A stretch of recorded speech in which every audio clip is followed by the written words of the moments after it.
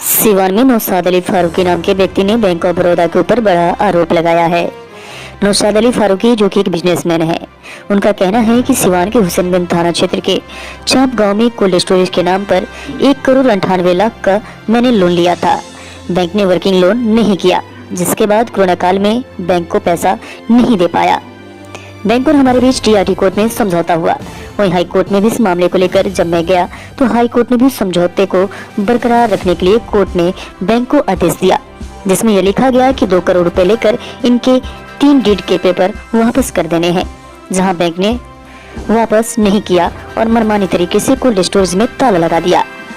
Businessman Naushad Ali Farooqui का कहना है कि बैंक ने हाई कोर्ट के आदेश का पालन नहीं किया और न गृह विभाग के सचिव के आदेश का पालन किया गया। गृह विभाग के सचिव का भी पत्र आया है, जिसमें यह साफ तौर पर लिखा गया है कि कोल्ड स्टोरेज सीज नहीं करना है, लेकिन बैंक ने सभी नियमों और कानूनों को ताक रखते हुए कोल्ड स्टोरेज में ताला जड़ दिया है। हालांकि यह बात हम नहीं, खुद बिजनेसमैन नौशाद अली फारूकी बता रहे हैं, जिसे आप भी सुनिए।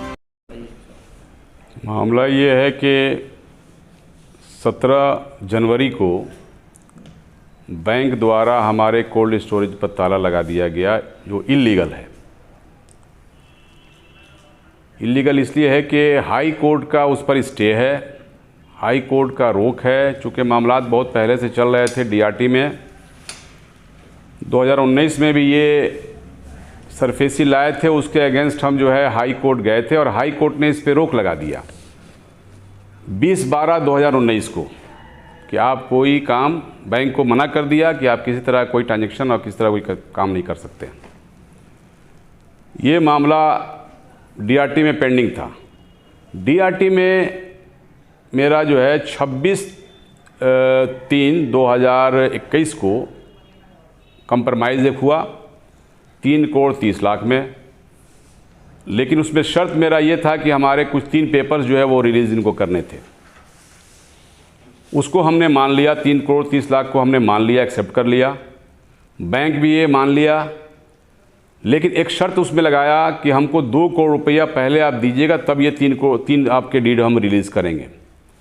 हमने 17/2/21 को ही, माने जो उसका टाइम था 26 मार्च का, उसके पहले ही 1.5 महीना पहले ही मैंने इनको 2 करोड़ रुपया दे दिया और मैंने दे करके कहा कि हमको पेपर रिलीज आप कर दीजिए, ताकि बाकी 1,30,00,000 और हम आपको जो है ज़मीन बेच करके आपको हम दे देंगे।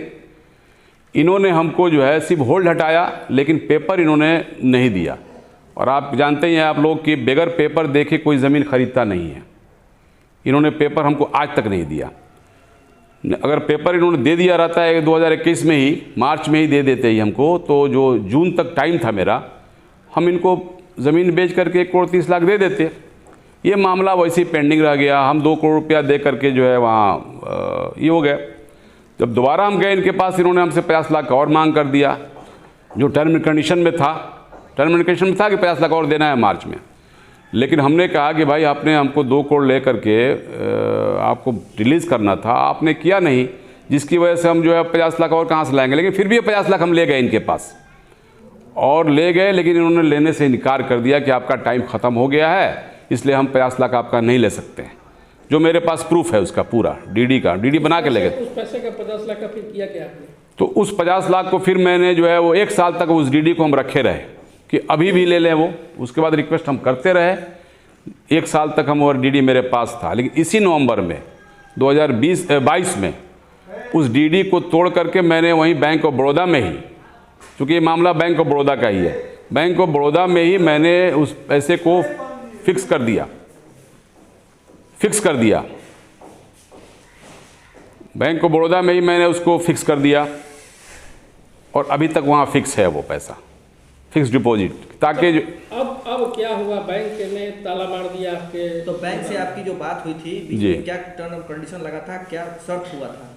नहीं, शर्त तो वही था कि हमको 2 करोड़ आप दे दिए 2021 में, कि 2 करोड़ आप दे दीजिए, 3 पेपर आपके रिलीज हम कर देंगे। तो हम तो अपने शर्त को मान लिए। आपके वकील द्वारा कोई फिर कोर्ट में कुछ दायर किया गया था? नहीं, वकील द्वारा क्यों किया गया वो, हाँ, फिर मैंने हाई कोर्ट को फिर मैंने उसमें इंटीमेशन दिया, हाई कोर्ट में एक, और मैंने पिटीशन दिया कि ये डीआरटी के शर्त को ये नहीं मान रहे हैं, अभी वो पेंडिंग है। हाई कोर्ट ने पहले तो स्टे कर रखा ही है, लेकिन फिर मैंने उसके बाद 2021 में फिर हमने वहाँ एक पिटीशन दिया और वो भी अभी मामला पेंडिंग है और फिर मैं जा रहा हूँ हाई कोर्ट, क्योंकि हमको न्याय हाई कोर्ट से ही मिलेगा। ये लोग तो जो है मनमानी कर रहे हैं। देखिए ना, ये हाई कोर्ट का ऑर्डर मान रहे हैं, हाई कोर्ट ने स्टे कर रखा है कि इस पर आप कोई कार्रवाई नहीं कर सकते हैं, और जबरन आकर के जो है प्रशासन को गलत। आपके पास वो सारा पेपर है हाई कोर्ट के रोक का? जी सारा है पेपर, मैं दिखा रहा हूँ आपको मेरे। हाँ जी, चीफ सेक्रेटरी का नहीं, मैं जब वो नोटिस हमको मिला कलेक्टर साहब के द्वारा दिसंबर में, तो मैं गया वहाँ, तो मालूम हुआ कि ये चीफ सेक्रेटरी के तरफ से एक चिट्ठी आई है कि 2-3 लोगों पे था, मेरा भी कोटेश्वर था, एक और लहेजी का था और लोगों का, कि इस पर कार्रवाई करनी है।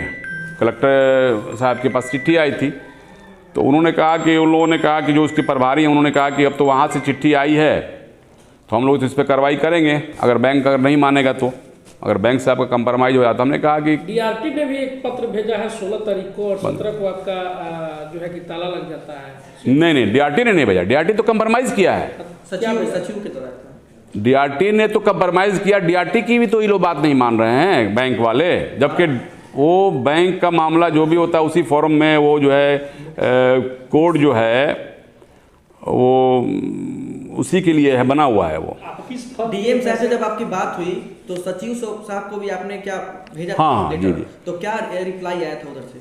मैंने कलेक्टर साहब को भी दिया चिट्ठी, और उसके साथ हमने हाई कोर्ट का ऑर्डर और डीआरटी का ऑर्डर और बैंक के तरफ से जो चिट्ठी हमको दी गई थी, बैंक ने भी एक्सेप्ट किया है इसको कि 2 करोड़ हम आप दीजिए, तो हम जो है वो भी मेरे पेपर मेरे पास है कि हम आपका रिलीज़ कर देंगे। बैंक भी मानता है इस बात को, ऐसा नहीं है, लेकिन मानने के बाद उन्होंने हमको रिलीज़ नहीं किया। यानी कुल मिला के ये माना जाए कि बैंक की मनमानी है, मनमानी है। और ये ना मुख्य सचिव की बात मान रहे हैं, ना हाई कोर्ट की बात मान रहे हैं, और ना डीआरटी की बात मान रहे हैं। तीनों पेपर मेरे पास है। मुख्य सचिव का लेटर आपको कब प्राप्त हुआ? मुख्य सचिव का लेटर आपको कब प्राप्त हुआ? मुख्य सचिव का लेटर जो हमने मुख्य सचिव को भेजा था 21 तारीख को, 21 दिसंबर को, तो उसका जवाब हमको आया है अभी ताला लगाने के एक दिन पहले हमको मिले। 16 जनवरी को हमको जो है उनके द्वारा चिट्ठी भेजी हुई हमको मिली है।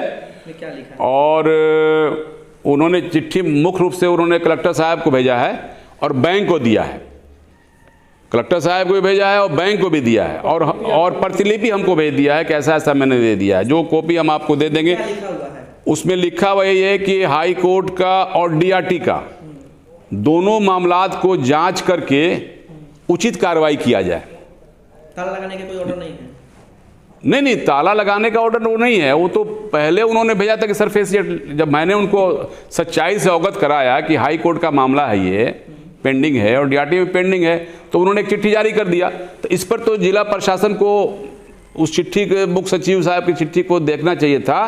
फर्दर आप कुल मिला के मीडिया से क्या चाहते हैं?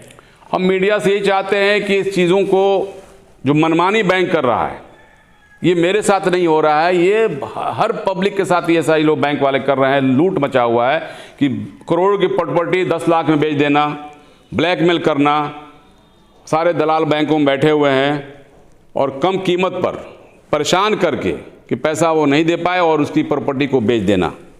कितना पैसा लिए थे, किस फर्म के लिए थे? हमने तो कोल्ड स्टोरेज पर लिया था, 1 करोड़ 98 लाख लिया था और 2.5 करोड़ इनको हम दे चुके। कंप्रोमाइज़ के मुताबिक हमने पैसा इनको दे दिया है और हम देने को भी तैयार है, ऐसा नहीं है हमसे पैसा ही ले नहीं रहे हैं।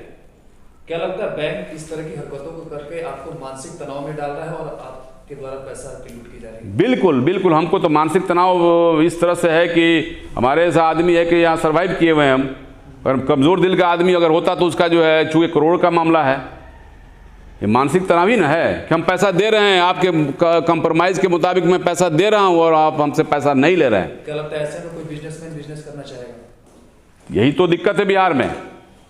सरकार कोई भी हो, हम किसी सरकार की आलोचना करना नहीं चाहते हैं, लेकिन हम एक डिमांड ज़रूर करना चाहते हैं कि कोई भी सरकार हो, बैंकों पर जब तक वो अंकुश नहीं लगाएगी तब तक छोटे रोजगार या बड़े रोजगार यहाँ कोई भी कामयाब नहीं हो सकता है। इसलिए कि इनकी मनमानी है, एक तो लोन नहीं देते हैं तो टर्म लोन देंगे तो वर्किंग कैपिटल नहीं देंगे, 50 लाख मांगिएगा तो 25 लाख देंगे। तो इस तरह से कैसे चलेगा यहाँ उद्योग?